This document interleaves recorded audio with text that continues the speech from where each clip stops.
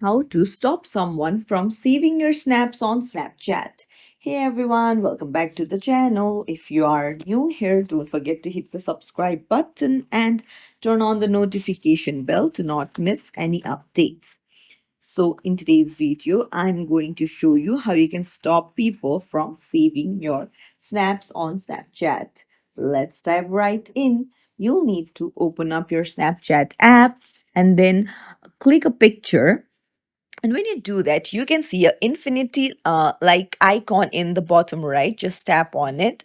And when you set to no limit, the person can view the photo for as long as they want to, and then even like click a picture of it. So what you can do is you can set it to few seconds. You can like set it to 2 3 4 seconds max, so that as soon as they open the photo, within 4 seconds it disappears and they cannot open it back again.